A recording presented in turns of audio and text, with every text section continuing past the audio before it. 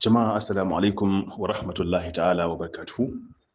A yau mun tashi da wani irin wato sako inda gidan jaridar BBC Hausa suka wallafa wata tambaya ga al'ummar musulmi cewa wane ne Mahdi? Yaushe ne zai bayyana kuma a ina? Kuma a ina zai bayyana kenan? Tambaya ce guda uku. Wane ne Mahdi? Yaushe zai bayyana kuma a ina? Ana son a san shaksiyarsa shi waye shi. Yaushe ne zai bayyana? A wani lokaci ko a wani wata ko a wani shekara ko a wani karni ko a wani zamani ne ake sa ran bayyanarsa? Kuma a ina? Ina ne? A wace jiha? A wani ƙasa? A wani gari? A wace irin al'umma zai fito? Duka waɗannan ababe ne da suke nuna lallai zamani ya zo kuma lokaci ya zo. Da yau duniya take kishirwar bayyanarsa kuma take cikin yunwa akan wayannan tambayoyi guda uku. Wayannan tambayoyin su ne tambayoyin da wato masoya da makiya duka suke yi. Masoyansa suna son su san shi, suna son su san yaushe ne zai bayyana, suna son kuma su san a ina ne zai bayyana. Haka makiyansa suna son su san wane ne shi, ya za an gan shi a gane shi, sannan yaushe zai bayyana, wanda lokaci zai bayyana nan su mai tanadi, sannan kuma a ina ne zai bayyana. Wannan makiya da masoya duka ana da yunwar wannan, wanda hakan ke nuna lokaci ne yayi kamar yadda muka sha faɗa muna a zamanin Imam Mahdi, tunda har tashar BBC, tashar da take wato tasha ce mallaka ce ta manya-manyan Yahudawan duniya, su ma yau sun fito da wannan kishin ruwa. Ina ne Imam Mahdi yake, sannan yaushe zai bayyana, sannan kuma a ina ne. Wannan wallafawa wataƙila su kansu sashin Hausan ba su san dalilin da yasa aka sa su yi wannan rubutun ba. Lallai ana da buƙatar a san a ina ne. Makiyansa sun zaƙu matuƙa su san a ina yake, domin sun tabbatar da cewa lokacin bayyanarsa yana tahowa, saboda madadi da yake zuwa musu daga shedan ba sa samun yadda suke so, kuma har abin yana karye musu a duniya, wanda hakan ke nuna Imam Mahdi yana dab da bayyana a wannan fili na duniya. Kuma bayyanarsa dama abubuwa da yawa za su bayyana gare su a wancan tsari nasu na mutanen shedan. Su ma suna da alamomi da in sun gani suke tabbatar da cewa lallai astral power za ta yi motsi, ma'ana mamallaka ta ubangiji za ta yi wani irin motsi, halarar ubangiji za ta yi motsi, babban bakon Allah zai bayyana a wannan duniya. Kuma wato bayyanarsa shine wato kawo ƙarshen dukkanin zalunci, dukkanin ba daidai ba na duniya. Zai cika duniya dam da adalci yayin da ta cika dam da zalunci kamar yadda muke kallo a yanzu. Saboda haka haɗin kai ga al'umma da kuma wato fuskantar natija matsaya ɗaya dole ne a wannan lokacin. Malamai mafi yawan lokaci dole za a bare gidan biyu kamar yadda na sha faɗa. Duniyar za ta bare gida biyu, dole ka tafi nan ko ka tafi nan, babu ɗan tsakiya. Lokacin da wato abinda sufaye sukan yi su kama kansu, su ba sa nan su ba sa nan, su ba su yi nan ba saboda gudun fitina ko saboda kaza. Wasu sun yi haka don gudun fitina a zamaninsu saboda ta matsalar da suke ciki, amma a yanzu babu wannan matsalar. Idan ka rike wannan kawaicin to za ka tafi babu imani, domin wannan lokacin duniyar biyu ce Allah ya bara ta, babu da tsakiya. Na ƙara jin hankali ga kowa da kowa, ba iya malamai ba, kowannen mu yana kan wannan hadarin. Saboda haka wajibi ne masu neman gaskiya su ci gaba da neman ta, masu neman wato ina Imam Mahdi yake su ci gaba da lalubarsa da addu'a da kuma tanadi na imani da kuma sallamawa, saboda lallai zai bayyana, kuma zai bayyana a yanayin da ba lallai ne ma kowa ya tunanin haka ba. Sai mun yi imani kuma sai mun yi addu'a Allah ya rike mana imanin mu, ya tabbatar da mu, saboda haka abubuwan suke. So da yawa za a ga wasu sun zabzuma suna jira ya zo, kuma da ya zo sun ganshi za su ce su ba haka suke da can za su ganshi ba, sai su dawo makiyansa. To dama can a azal makiyan ne, kuma hawa inda suke sa ran za su mutu ma a kan shi, to sai an zo kuma ya bayyana sai su ga ba wanda suke tunani bane, ko ba wanda suke kaddarawa a ransu bane, ko ba wanda ake rawaita musu bane. To wannan hadari ne gagarumi, domin hatta wato an duba ruwayoyi sun nuna za a samu wata girgiza ta imani gagaruma ga kusan kowane yanki. Saboda haka yanzu muna ta addu'a. Na sha faɗa tun shekarar nan kafin ta shigo, tun shekarar ma muke ta cewa jama'a su ci gaba da addu'a. Allah ya riko da imanin mu, Allah ya ba mu tabbasa imani, Allah ya ba mu sabati, ya ba mu tabbata alfarma manzon Allah sallallahu alaihi wa alihi sallama. Lalle muna a wani lokaci mutane su farka, in mutum bai sani ba ya sani, in ya sani kuma ya tara iyalinsa ya sanar da su, ya gane su gane a wani zamani suke. Lalle suna wani zamani, kuma ana dab da fadawa cikin rufin duniya, wanda da zarar an fara wannan yaki zai dinke da bayyana Imam Mahdi ne. so kuma abubuwa su zo lokacin da mutane ba su shirya musu ba. Saboda haka muna ƙara kira ga 'yan uwa, kowane mutum, nau'ikan mutane daban-daban, kowane mutum in dai musulmi ne da wanda ba musulmi ba, domin shi ma Mahdi ba kawai musulunci zai wa aiki ba, duniya zai cika da adalci kuma zai taimaki humanity, wa'anda suke ba musulmi ba ake zalunta su a duniya zai nema musu adalci. Saboda haka shi ba abin nema ne kawai ga musulmi ba, abin nema ne ga dukkanin halittar Allah. Abin nema ne ga dukkanin halittar Allah. A hannunsa Allah ya sanya nasara, a hannunsa Allah ya sanya karayar dukkanin wata daula, a hannunsa Allah ya sanya kowa zai faɗi a gabansa. Wannan al'amari ne babba, kuma lalle abin jira ne wanda zai rusa wannan gwamnati ta zalunci wacce za ta rushe, kuma ko ina ma ta rushe. Duk wata gwamnati azzalima sai ta faɗi ta rushe. Gwamnatin Allah ta zo ta shimfiɗa a kanta. Wannan lokacin shi ne muke a ciki. 'Yan siyasa sun abin da suke yi, lokaci zai zo da za su manta da siyasa, su manta ma da ita, ba ta wannan suke ba, domin duniya ta yi yunkura zuwa wani abu daban. Kuma za a canza wa duniya sabon fasali, duniya za ta canza sabon mazauni, duniya ta koma daidai, tana digilgile a juya upside down, za ta koma samanta a sama, kasanta kasa. Wayanda suka faɗi za su tashi, wayanda suka kwanta za su miƙe, wayanda suke a tsaye kuma za su yi ƙasa. Dama duk wanda ta daga za ta sauke su. Kuma ya'yan manzon Allah su ne za su rike kowane yanki na duniya, su za su juya duniya, su za su sarrafa duniya, nasu da ƴaƴansu da masoyansu ne za su ci gaba da wanzuwa da kuma samun tasiri a wannan duniyar. Wannan shine dan manzon Allah mai bayyana. Muna maka bara da zuwa, muna maka barka da zuwa, muna maka barka da zuwa. Fansar jinayen iyayenmu da batanmu da zara'anmu da dukiyarmu da rayukanmu da numfashinmu gare ka, ya ji kan manzon Allah sallallahu alaihi wasallam. Afuwa, wannan bidiyon an saka shi yau, zan dawo da shi domin in dan ankarin da uwana ɗalibai wani abu da kuma babbar barazanar da muke ciki a wannan karnin na yanzu, mu mutanen da ke cikin wannan zamanin. Duk duniya, in ka kasa duniya, akwai Afirka, akwai Asia, yadda iyayen mu sukan ce Asiya, akwai Europe, duk da ita ma bangare ce, sannan kuma akwai bangaren gabar ta tsakiya Larabawa, akwai region din America. To duk gaba ɗaya in ka haɗe waɗannan duniyar, to ba wanda ya kai Afirka bin Allah, ba inda ake bautawa Allah irin Afirka. Mu ne na ɗaya duk duniya, sannan ƙasashen Asiya su biyo bayan mu. Duk da gabar ta tsakiya ma kusan tana yankin Asiya ne ita ma, sai dai kashe-kashenta. To amma kuma a wannan bin Allah da muke da shi, da bin abin musulunci, to akwai wani kalar jahilci da aka sa mana shi, wanda yake katutu, wanda kuma duk wanda zai baje koli na addini Afirka zai kawo. Saboda mu ne masu bibiyar addini, wanda mu ne hankalin mu yake kan addini, da haka duk wata banna burin mutum ya kama na ita, duk wata banna nan za a kawo ta. To na dan yi wannan dan bayani ne da mu fahimci wani abu da kuma hadarin da muke ciki a yanzu. Malamai mu zamanin mu ba zamani ne na Annabi Muhammadu sallallahu alaihi wa sallama ba. An karnuka sun biyo, karni bayan wafatin Annabi yanzu ana karni 1000 da kusan 400 da wafatin Sayyidina Rasulullahi. To kaga ba za mu kushe littattafai gaba ɗaya ba, saboda a cikin littattafan muka san shi, a bakin malamai muka san Annabi. Su suka sanar da mu, suka koya mana yadda Annabi yake, suka gaya mana yadda zaman shi yake, yadda yake cin abinci, yadda yake mu'amalantar kafirai, yadda yake mu'amalantar musulmai, yadda yake mu'amalantar na ƙasa da shi, yadda yake mu'amalantar almajirai, yadda yake mu'amalantar ƙananan yara ma, yadda yake mu'amala a cikin gidan shi. Duka malamai ne suka karanta mana. Allah ya saka musu da alkhairi. To tsananin wannan biyayyar tamu da ta zama abin sha'awa, to kuma sai take nema ta yawa, ta wuce gona da iri, wanda kuma take nema ta halaka mu a sanadiyar wannan biyayya da muka wa malamai. Sanadiyar sun gaya mana Allah muna munna, to kuma sai ya zama hanya da aka gane, sai turawan yamma da Saudiya suke amfani da wannan hannun da suka samu, suke kuma illa su raba mu da Allah, su cuce mu.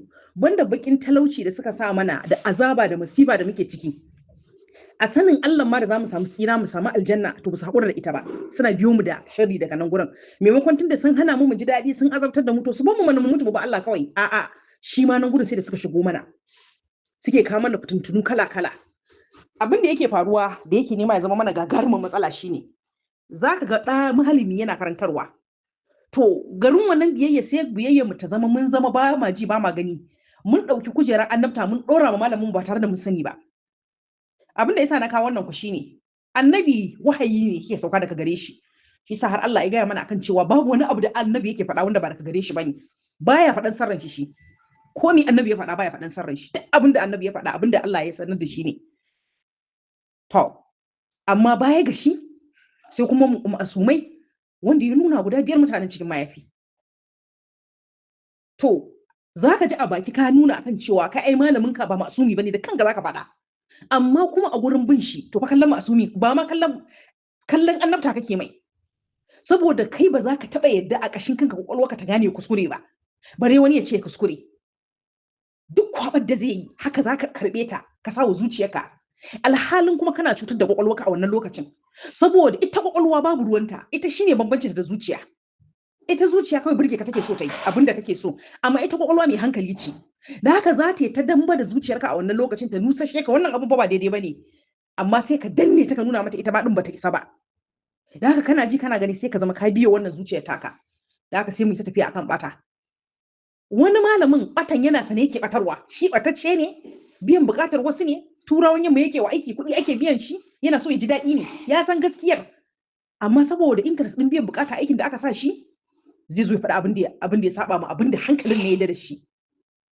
A'a wani kuma bai kai ya zo ya zauna a mumbarin bane, shi din bai kai malamin da zai zo ya zauna a mumbari ya karantar ba, amma da ita ma karantarwar ta zama hanya ce ta samun kuɗi, an riga an bata mumbari ya zama guri ne ka tara mabiya, kuɗaɗe su dinga zuwa maka, to da haka shi ma sai a mai da gurin ya zama guri ne na samun kuɗi. Da haka mutum bai san komai ba ga kyankyasar nan na yara, kyankyasar inji kaza ya sati 2 sati 4 ga sanan sun cika arewacin Najeriya, kun ce sun cika Najeriya da Afirka, yara mirin sun fito wanda a lokacin sanawiyar kirki ba su gama ba, wallahi yawancin su yan sanawiya ne, amma abun mamaki sun kafa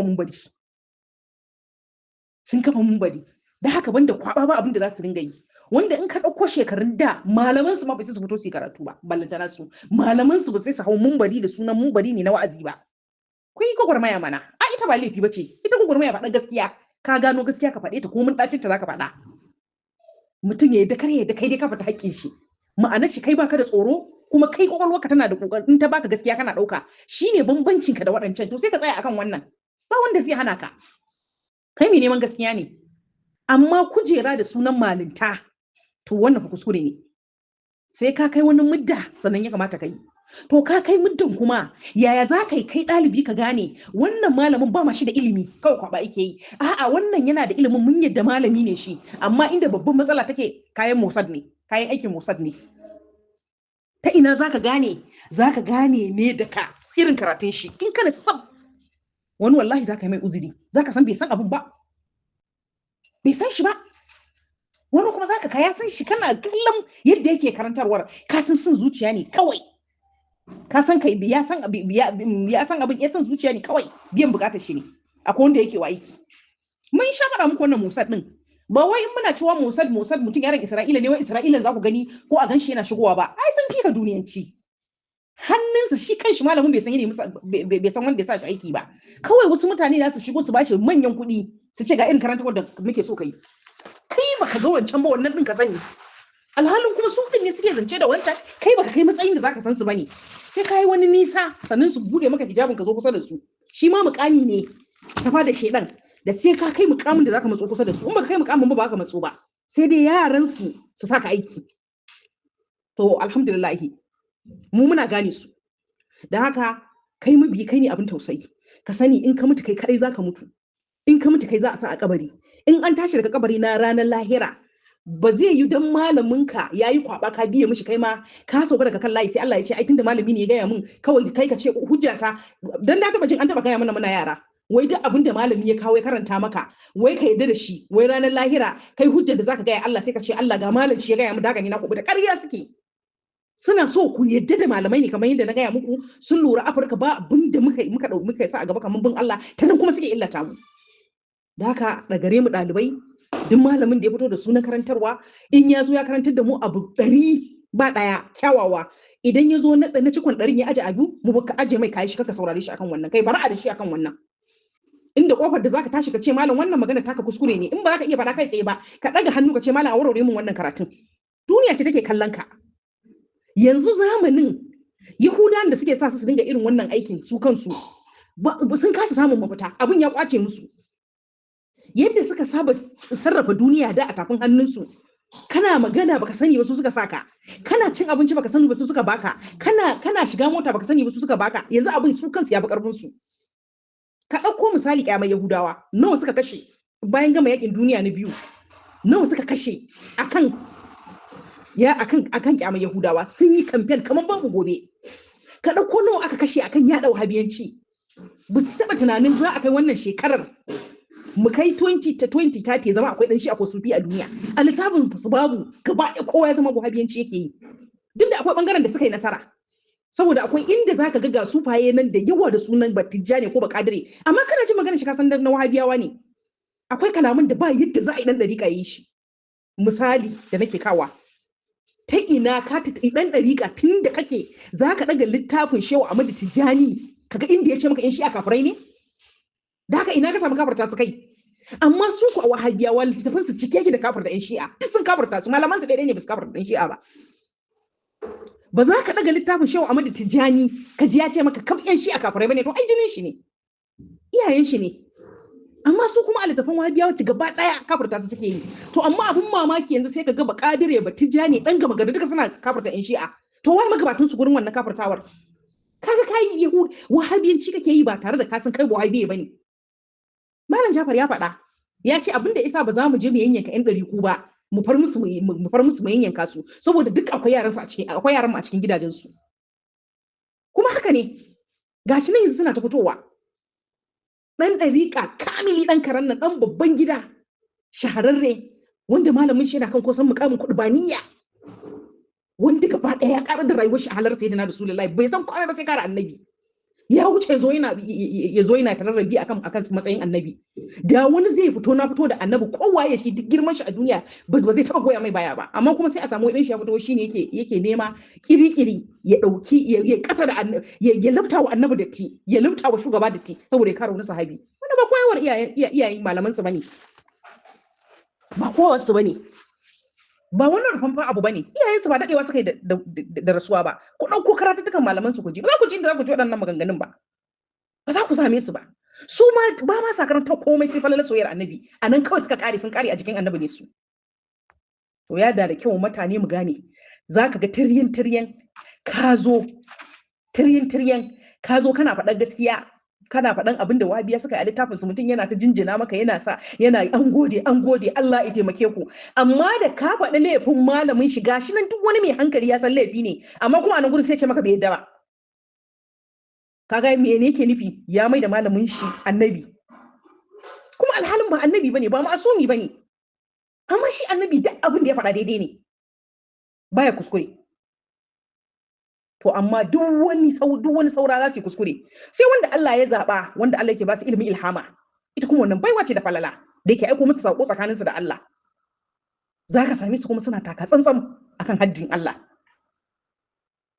to amma ina ta me zaka ce malamin ka ba zai kuskure ba akwai malamin da a duniya nan ba zan kirga malami uku ban kirga shi ba saboda san shi da nake amma akwai wani karatu da kana jin shi kuskure ne har a zuciyata ina jin karatun nace shehu an yi kuskure a nan gurin Allah ya fi muku shehu shikenan da kuma za a dauko zancen yanzu wallahi ko gaban waye sai na ce kwarai da gaske shehu ya yi kuskure a nan Allah ya gafarta mai ba zan taba gowa da bashi a bayan shi akan wannan ba wannan shine hankali ka ba kwakwalwarka tana aiki ka zaman na duk mutumin da kake saurare yake gaban ka duk inda ya huda wani abu ka kuskure ne ka neman mai gafara kuskuren shi fakat amma ka dage shi ba zai kuskure ba duk abin da ya faɗa daidai ne ai wannan wawanci ne ba wanda zai aikin wannan sai wawa tunda malamin nan ba ma'asumi bane ba annabi bane dole zai zama yana kuskure amma kawai kun zauna a gaban malamai banda kabbara ba abin da kuke yi duk kwabar da malami ya za a mai kabbar ta ina malami zai ci cikin su ta ina yahudawa ba za su duba wannan mabiya su ba shi kuɗi ya zo ya dirmiye da ku ba suna kallon ku ko ɗauka ba sa kallo ba abin da ba sa gani suna kallon followers ɗin kowa suna da yara da suke zagayawa cikin ku suna kallo don haka da sun ga wanda yake tara mabiya suka ga ana jin muryar shi ko kuma gida babban gida ne sai su taho su bashi aiki to tunda ya tara ku duk abin da ya ga muku za ku yi da kawai sai a saki layi sai ya fara wasu maganganun sai a ci gaba da mai kabbara irin haka ne aka haifi mai tatsini a Kano ba ina nufin haihuwa ba aka samu mana da shi aka ɗauko shi aiki ya aiki kuma ya karɓu saboda yana da almajirai kuma almajirai sun bi shi mutum nawa suka kashe har yanzu yana cikin masifar da ba za a manta da ita arewacin Najeriya ba irin ta ce sakta haifar mana ta haifar mana da Boko Haram ga tana har yanzu muna cikin masifar Boko Haram ba mu fita ba har yanzu a cikin ta muke tun mulkin Goodluck karshen mulkin yar aduwa muke cikin masifar Boko Haram har yanzu ba mu fita ba kuma komai ne ija mana ba irin wannan ɗabi'a tamu na duk abin da malami ya ce shikenan sami na waɗana ba ma iya auna da kwakwalwar mu bare mu gane kuskuren mara mu bar shi akan kuskuren shi mu karbi daidan shi duk abin da malami ya faɗa ka fara auna kwakwalwarka ka sa kwakwalwarka a ciki idan ka kasa ganewa sai ka shiga kai bincike abin nan da ya faɗa haka ne za ka samu wanda suka fashin baki akan abin ai don haka ba za mu kubuta ba yan arewa yan Najeriya sai lokacin da muka dene wa malamai wannan kallon mu kalle su a mutane masu ilimi malamai abin mu girmama mu mutunta su amma mu san masu kuskure ne da haka duk lokacin da suka yi mana karatun da yake na kuskure ne mu kauda kanmu daga gare shi mu gyara musu duk lokacin da muka ga daidai mu karɓa mu musu addu'a amma abin mamaki ga kuskuren kowa yana gani amma sai ka ga wasu ma saboda hauka sun biyo ka suna zagin ka yanzu misali ka dauko misali maganar da ni kwanaki ina Shehu Ahmad Tijani ya ce ka a mazhabin Malikiya ce kadai za ta shiga dariƙar shi da ya abun ya ja bakin shi shiru tunda bai isa ya kawo ba bai isa ya duba cikin Jawahirul Ma'ani ya ce ga gurin da Shehu Ahmad Tijani ya faɗa ba babu kuma duk ɗan shi'a duniyan nan ko jahili ne a cikin shi'a ka tambaye shi ka ce mai shi'a mazhaba ce ko dariƙa ce zai ce maka mazhaba ce ta Jafariya ita na shari'a to kaga me gamin ta da dariƙa mecece dariƙa layi ne na sufanci zikiri wurdi tafiya gurin Allah amma ba ita ba mazhabi ce da ta kawo fiqhu da duniya ta zauna akan ta ba a'a falala ce ma'ana ta kenan falala kuma mafi yawa su mutanen da ku gani da rijalai suna shiga dariƙa da tafi sauri amfanin dariƙa a gurin su ta har da su hallara su samu fatahi su samu mu'arifa shi ake nema a dariƙa duk mutumin da yake dariƙa yana yin ta shekara da shekaru sai dai rata ya carbi bai fara samun fatahin komai ba dariƙa yake yi ba lokacin da sai da na Rasulullahi sallallahu alaihi wasallam yake kogo kafin ya fito ya faɗa nafta me yake yi wurdi yake yi halwa ya shiga yake wurdi annabi Ibrahim halwa ya shiga shi ma yake wurdi annabawa sai sun shiga sun yi halwa sun yi wurdi kafin su fito su bayyana kansu sai Allah ya kintsa su ya gyara su ya ba su ya yi musu damara an yi musu damara sannan su fito kuma haka ya dinga tawowa ga waliye duk waliyin da ka ji yanzu sai da ya shiga halwa a ɗariƙar amfanin ta ya shiga halwa aka sa mai damara ya hukan mukami sannan ya fito ya fitar da su na ɗariƙar shi ba haka kawai da baki suke fitar da ɗariƙa ba to wannan ita ce ɗariƙa ka je ka samu Shehu Bigiri mace aka yarinyar shi tun tana jaririya shiga halwa bai fita ba sai shekarar da aka yi mata aure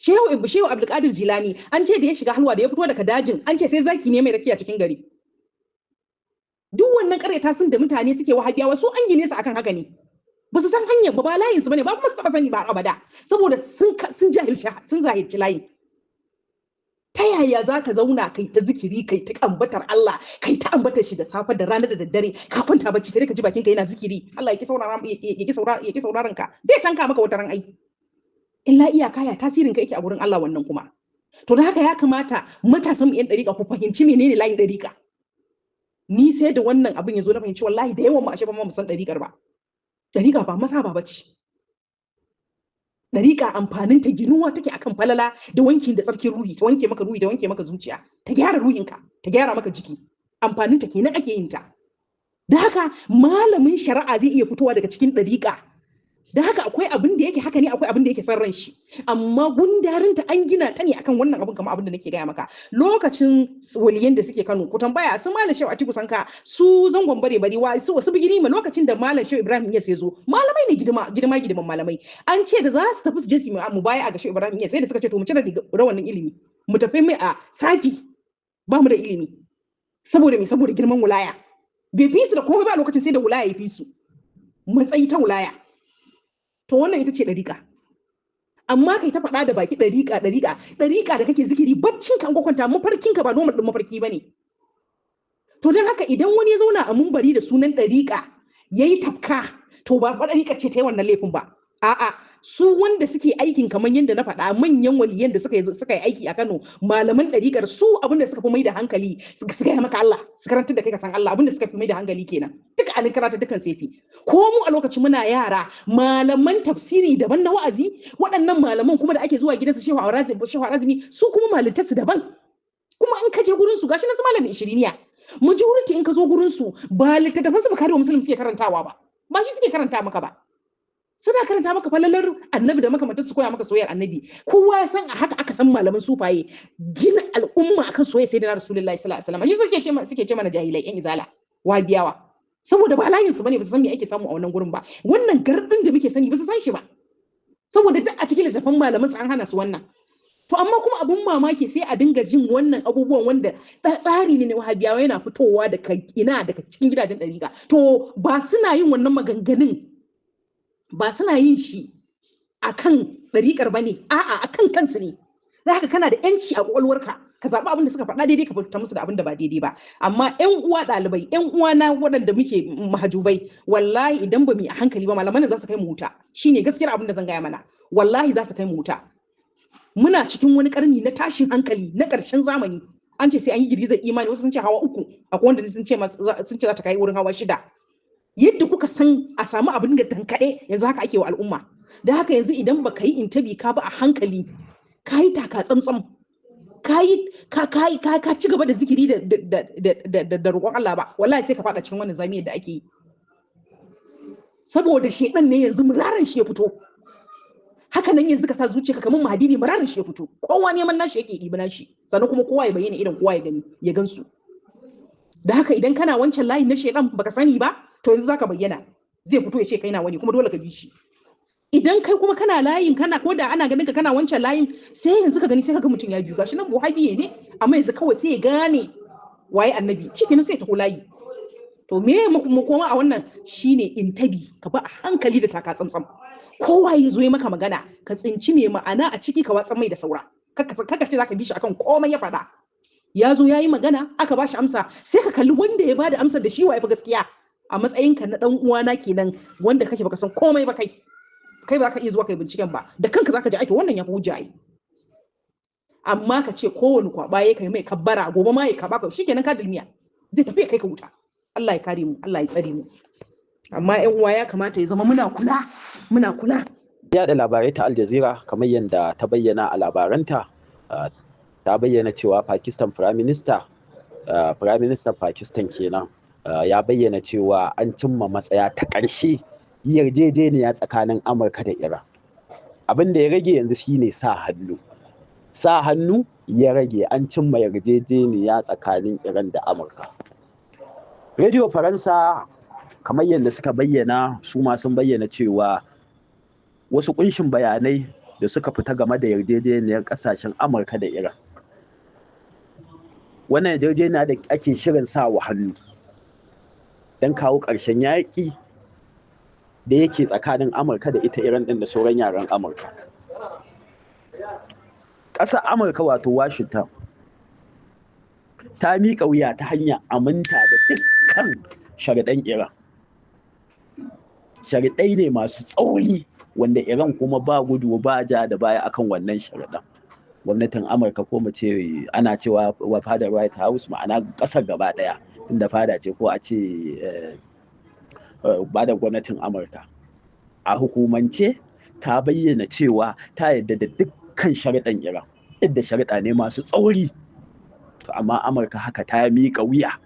Abin da take buƙatar Iran ta yi na miƙa wuya dole su bi sharaɗanta. Yau Iran ta sa Amurka ta durƙusa da gwiwoyinta, ta miƙa wuya akan sharaɗai masu tsauri da Iran ta tsaya akai, kuma ta ce ba za ta canja ba. Amurka ta yarda. Me ya rage yanzu? Ya sa hannu a sanarwa duniya, kuma sharaɗai su fara aiki nan take, wanda insha Allah za mu ga sauyi a duniya da ta cika da zalunci. Za mu ga sauyi mai girma. Wannan miƙa wuya da mafiya girman kan duniya da zalunci suka yi wa wannan ƙasa da suke gani mai rauni, yau ta tabbata ita ce mai ƙarfi na zahiri. Allah ka ci gaba da dafa 'yan gwagwarmaya, Allah ka ci gaba da taimakon jamhuriyar musulunci. Wannan rahoton da kafar yaɗa labarai ta Reuters, kamfanin dillancin labarai, ya bayyana cewa ƙasar Dubai ta buɗe asusun billions na kuɗin Iran, dala biliyan 20 kamar yadda rahotanni suka gabata. Dubai ta buɗe wannan asusun da aka daskara, an sakarwa Iran wannan kuɗaɗe nata. Ɗan jarida Hussein kamar yadda ya ƙarin bayani akan rahoton, tunda ita kamfanin dillancin labarai ba ta fayyace bayanin ba, sai mutum ya koma a shafin su in yayi sacin zai ga cikakken bayani. To amma dai shi yayi cikakken bayani akan ya aka yi tsakanin Dubai da Iran. akwai kuɗaɗe bayan takunkumai na zalunci, akwai umarni da Amurka take badawa. Duk kuɗin Iran da ya gifta ta ƙasa ko aka sai da wani abu da za a dawo wa ƙasar Iran wannan haƙƙi nata domin ta yi wa al'ummar ƙasa aiki ko ta yi bajet da ya shafi ƙasa. Amurka za ta ce to a kulle wannan akan nan a daskarar da wannan kuɗin. Iran tana da irin wannan kuɗi ana magana sama da dala biliyan 200. Ƙasashe kawai ba kuɗin ubansu ba su suka nemo ba kuɗin ƙasa a taimaki 'yan ƙasa sun daskara saboda mai umarnin Amurka da zalunci. Dubai tana daga cikin ƙasa da ana magana kuɗin Iran yan akwai kuɗin Iran sama da dala biliyan 20. To amma Dubai ta nemi Iran kamar yadda rahoton ɗan jarida Hussein ya bayyana cewa Dubai za ta fara sakin dala biliyan 10 a asusun da aka kulle aka kwace na ƙasar Iran wanda kuɗin nan suke ciki. Da sharaɗin me? Da rashin sharaɗin Iran hare-haren da za ta kai wa sansanonin Amurka ko za ta hari ƙawayen Amurka, to Iran ta cire Dubai. Dubai ba za a yi amfani da ƙasar ta ba a hari Iran. Sannan Iran in ta tashi martani kar ta hari Dubai. Ta haƙura da harar Dubai, Amurka ko ta yadda ko ba ta yadda ba Dubai za ta saki wa'innan kuɗaɗe da Iran. Dubai harkokin kasuwancin ta ya tsaya don kiraye-kirayen da ake taiwa al'umma duk wanda yake da dukiya a Dubai ma ya kwashi, domin ana tunanin a wannan shekarar Dubai da wuya ba ta gama rushewa ba. Wannan ya sa hankalinsu ya tashi kuma dole su nemo wa kansu mafita daga inda suka kafa Dubai din da masu kuɗaɗe a cikin Dubai din. To daga cikin mafita shine su nemi sulhu da jamhuriyar musulunci ta Iran.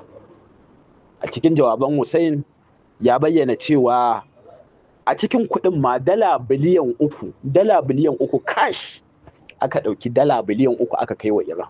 Akwai wata siyasa da take faruwa a Iran, idan ya zamo kuɗin ƙasar dole 'yan ƙasashen 'yan kasuwa da suke zuwa su siyayya da dala suke amfani, dole sai an canji dala, an nemi dala sannan a canja a je a yi siyayya a ƙasashen duniya. To sai zamo 'yan kasuwa da haɗin bakin Amurka ya zamo dala ta wuya. Wannan wuyar da dala ta ana neman ta sai zamo kuɗin Iran sai ka ba da yawa.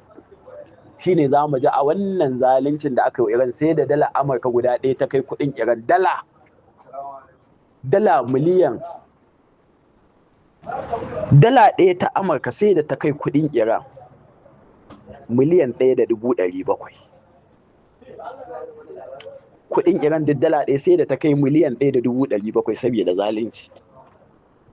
Saboda yadda kuɗin Iran din za a canji dala a zo a yi hada-hada a siyo 'yan Iran abubuwan da suke bukata domin a yi amfani a ƙasa. To dalar sanadiyar takunkumin Amurka ta rike ta hana Iran. To wannan yasa jamhuriyar musulunci abubuwa suka yi ta hauhawa farashi domin ne a matsawa 'yan ƙasa in suka samu matsi su takura wa ƙasa ya zamo an canja gwamnati kamar yadda Amurka take fata. To amma cikin taimakon Allah yau ga Iran tana samun cash ɗin dala biliyan 3 aka ɗauka aka kai mata. Yasa kuɗin Iran ɗin yake motsi. Kuma 'yan ƙasa za a ba wa 'yan kasuwa a farashi mai sauƙi, za su je su siyo abuwa su kawo wa 'yan ƙasa. Sannan ita Dubai ta tsira. Za mu ga duk dukan da Iran ta yi a wannan lokacin bata dake Iran ba. Duk rahotannin da muka kawo a hare-haren da Iran ta kai masu muni. Kuwait ana magana akwai harin da Iran ta kai sai har iyafar ɗin Kuwait sai da ya gigice. Sai da ya zamo ya yi dameji an samu mushe da yawa da sojojin Amurka a iyafar ɗin Kuwait masu ƙoƙarin guduwa. An samu jirage F-series iya harin nan na baya-bayan nan an samu jirage sama da guda 9 sun lalace an tarwatsa su. Amma ba a daki Kuwait ba. Ta hare-haren nan ba a daki Dubai ba. An daki Bahrain, an daki Jordan. Amma me da Iran ta fi mai da hankali duk dukan da Iran take zamu ji an ce Dubai. Amma Dubai ta tsira a wannan hare-haren da jamhuriyar musulunci ta kai. To daga cikin abubuwan da suka nemi sharaɗi cewa to Iran ta haƙura za su janye hannunsu daga wannan yaƙi kuma za su sakawa Iran dukiyarta da aka daskara a ƙasar. Amma Iran ta yi haƙuri in ta tashi dukan Amurka da ƙawayenta to ta cire Dubai. Kamar yadda ɗan jaridan nan ya bayyana a cikin rahoton shi. To wannan sai dai mu daɗa godiya ga Allah, alhamdulillah. Allah ka ci gaba da dafa wa 'yan gwagwarmaya, ka ci gaba da dafa wa jamhuriyar musulunci. Kuma insha Allahu lokaci ne na farin ciki ga wa'inda aka ringa zalunta shekara 47 da kuma sauran masoya da muke jin kuna a cikin zuciyarmu. Insha Allahu lokaci ne na farin ciki ya tunkaro mu. Allah ka ci gaba da taimakon mu. Bayanai na zirga-zirgar sararin samaniya sun bayyana kwana 4 da ya wuce an ga jirgi na musamman na haɗaɗɗiyar daular larabawa ya soka a birnin Tehran ma'ana Iran, ga bibiyar na'urori da suka yi na tashin shi daga ita Dubai har zuwa cikin ƙasar Iran.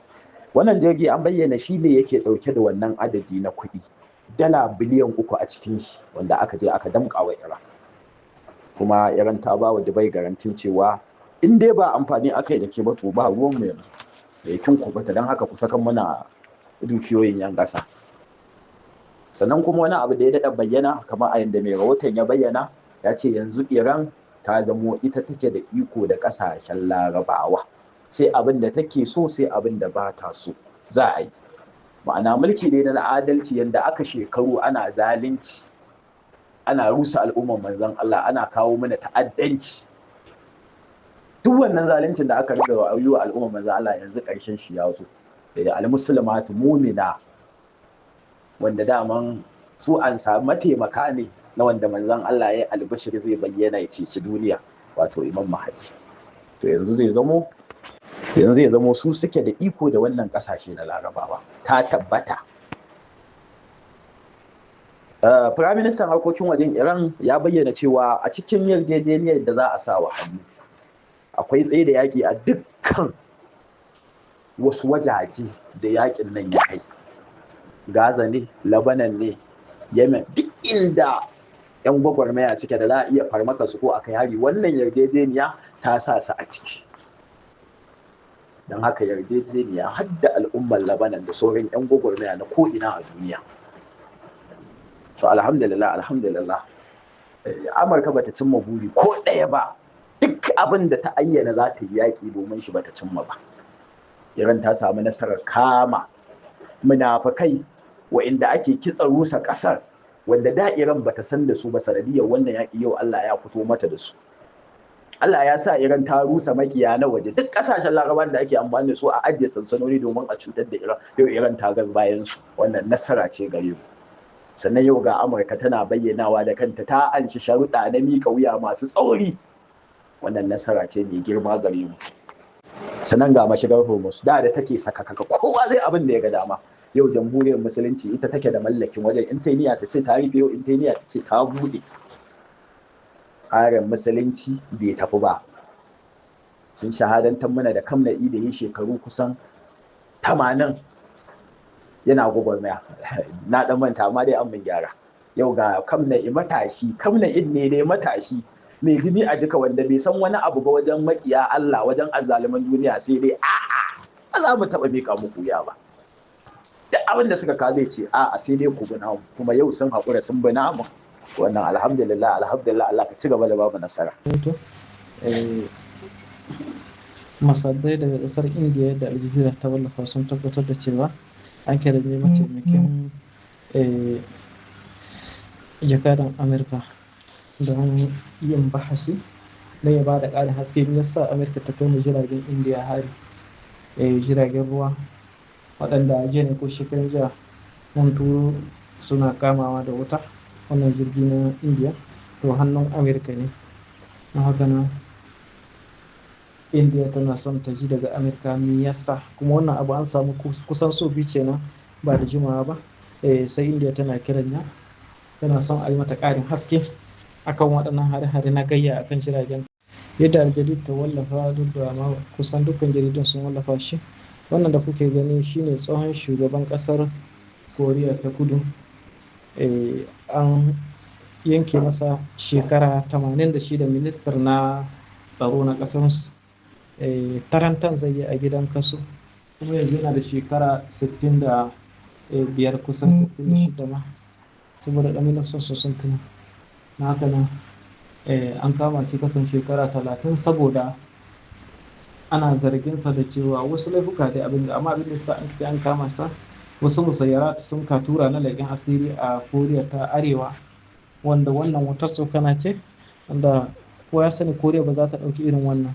Sai wannan ne kuma don ta da rikici saboda ka a yi zaɓe, kun san ana cikin tashin hankali sa a ce a dakatar da zaɓe ko a ɗaga mai lokaci.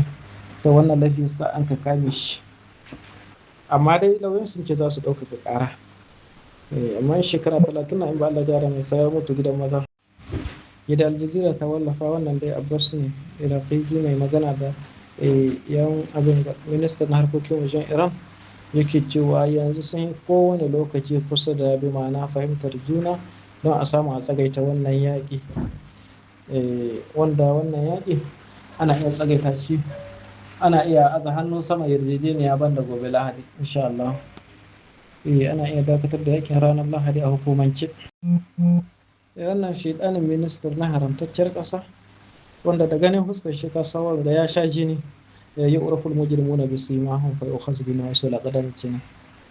To shine yake cewa yajibu ala Isra'ila an tadamana an takuna ladaiha aidan fil mustaqbal al qudrata ala al amali bi shakalin mustaqil li mana'i Iran min intilakin silah nawiyin. Yake dole na nan da gaba Isra'ila ta zamo tana da ƙarfi nata na gaban kanta mustaqilli, ba wai sai ta dogara da Amerika ta zo ta kama mata ko wani abu hakan ga, ya zamo ita kadai za ta iya hana Iran ta mallaka makamin nukiliya. Abin da yake mafarki kenan. Yadda Al Jazeera ta wallafa, za a tsagaita wuta ne na kwana 60 wata biyu kenan, wanda kuma tsagaita wutan ya danganci bima fi zalika Lebanon, bima fi zalika bi Lebanon, kasar Lebanon tana ciki. Ita ma Lebanon ba a kai mata hari, ko sai Iran ta ce matuƙar ba bar kai Lebanon hari to babu wani yarjejeniya da za su yi. To yanzu ɗan Amerika ta ba da kai, yanzu har Isra'ila za a hana mata ta kai ma Lebanon hare-hare. Wannan fa Amerika ta tura jirage guda 4 don su tafi, jiragen tsaro ne, su tafi can bima na Geneva saboda jiran zakuwar mataimakin shugaban ƙasa wajen aza hannu a kan yarjejeniya tsagaita wuta. Waɗannan jiragen yaƙi an tura su ne daga gabas da tsakiya don su tayo su kare shi, saboda kasa Amurka su rashin yarda su ba su yarda da tsaron wata ƙasa ba. Mafi yawa in za su tura manya sai sojojinsu da kansu sun tafi masu kare shi. To sai da muke ina Allah ne da raƙin Isra'ila fa ko da daren ga sun kai hare-hare a mukayyam ɗin Jabaliya, bi ma'ana wajen hemomin Jabaliya wanda wurin yana cikin shimalul Qudai, arewacin Gaza. Wannan da kuke gani yana ɗaukar ƙarfi na ana mai lissahi shine wazirul harbi na Amurka, bi ma'ana ministar na yaƙi na Amurka. Ya ma hita kai wannan yanzu ya tafi can wani wuri da sun karɓace na Cuba, yankin nan na Guantanamo, tsibirin Guantanamo wani wuri ne na sojojin Amurka na ruwa wanda mafi yawa bayan September 11 din nan ana kaiwa 'yan gidajen 'yan kaso, manya-manyan 'yan kaso waɗanda kowace ƙasa a kai su yana da haɗari, to sai a kai su gidan kaso na Guantanamo. Saboda Guantanamo can cikin teku yake, saboda waɗannan miyagun mutane ana iya kai wasu ƙasar ku sai 'yan ta'adda su kawo muku hari don su cece su, sai an kai wannan gidan kaso can cikin tsakiyar teku. To can na yadda yin ziyara inda yake ɗaukar ƙarfe don wannan wai don ya nuna kusancinsa da sojoji. Ala kulli halin dai yau ya tafi Cuba yadda Al Jazeera ta wallafa, ko in ce ya tafi Guantanamo, kasa mafi haɗari a duniya inda ake fi gallaza mutane, inda kuma ko mutum ba maganan gudu saboda cikin tsibiri na mutum yana abin da zai fada cikin teku. Wannan rubutu na rubuta cewa sako zuwa ga malaman Agadas. Ina so inda hali malaman Agadas ina so in same su mu tattauna da su, ko in ce mu yi hira da su, saboda akwai wani bidiyo da muke so mu yi. To abin yana buƙatar mu same su gaba da gaba, su malaman nan na Agadas, saboda kwanakin baya an samu wata matsala a cikin ƙasar mu ta Nijar. Akwai wani malami sun ka samu matsala da wani sarki. To sarkin ya yi ta faɗin miyagun magunguna dai a wancan lokaci, har cikin bidiyon da ya yi, yanzu haka akwai bidiyon shi saman TikTok, cewa shi ko bayan garin shi malami ya gani sai ya kewaya mai saboda kaza kuma bai yadda ba ana girmama malamai ba sarakuna ba komai ba, yayi dai ta faɗi miyagun magunguna wancan lokaci. Su kuma waɗannan malamai da an kaso irin cin mutunci da yayi ayi abin ga sun kake a kyale shi, to da aka kyale abin kuma sun ka sun ka ta wasu addu'o'i hakan ga har wannan sarki ya fada cikin matsala. In kuna tuni lokacin kokuwa na akwai wani sarki da kun ji an kace an tuɓe shi an kame shi to wata matsala ya samu da malumma har sun kasa wani lokaci ala kulli hal dai ba komai za mu iya mu faɗi ba amma dai wannan matsala da take kullo kai Agadas musamman cewa ana samun matsala ne ko akwai wani malami da kun ce an dakatar kuma tare da hannun malamai kuma an kace wai saboda wata wasa da ake ci a Agadas ita ce musabbabin abin to ban sani ba suwa da kare wasa suwa da minana ala kulli halin ina so in samu tabbaci daga su malaman Agadas shine wannan sabo duk wanda ya ce ya gaya musu muna so mu tattauna da su saboda in mun samu hujjoji gare su sai mu yi wannan bidiyo zuwa sama saboda ana samun yan matsaloli yanzu a wannan lokacin a cikin kasar mu yanzu kuma babu abin da ake so ne kamar a samu haɗin kai da kuma zaman lafiya fitintinu sun yi wa duniya yawa yanzu lafiya ake so a zamana don haka nan Allah ya kare mu kuma ya kare kasar mu da dukkan kasashen musulmi. Assalamu alaikum.